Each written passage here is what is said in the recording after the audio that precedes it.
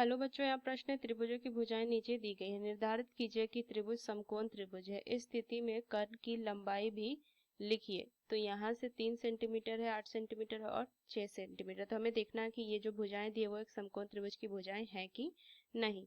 तो यहाँ से अगर मैं मुख्य अवधारणा अगर लिखूं, मुख्य अवधारणा, तो देखिए हमने यहाँ से पढ़ा था कि किसी त्रिभुज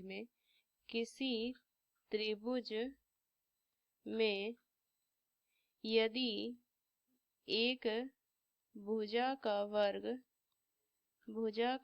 वर्ग अन्य दोनों भुजाओं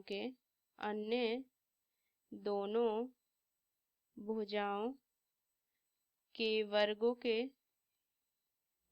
के योग के बराबर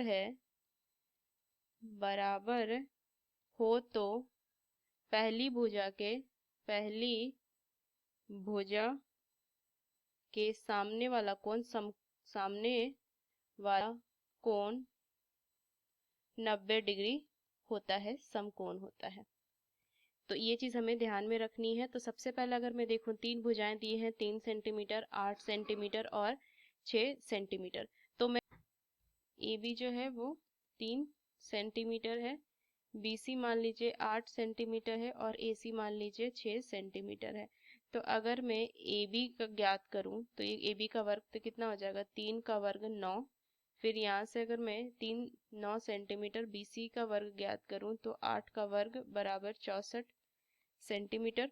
फिर एसी का वर्ग करूं तो कितना हो जाएगा, 6 का वर्ग 36 सेंटीमीटर। अब यहाँ से अगर मैं देखूं तो सबसे बड़ी भुजा क्या है, बीसी है। तो इन दोनों भुजाओं का वर्गों का योग करूंगी तो कितना हो जाएगा, एसी का वर्ग जोड़ में यहाँ से ए बी का वर्ग बराबर कितना हो जाएगा, यहाँ से देखिए 36 जोड़ 9 जो कि 45 के बराबर आएगा, जो बीसी के वर्ग के बराबर नहीं। AC जोड़ AB।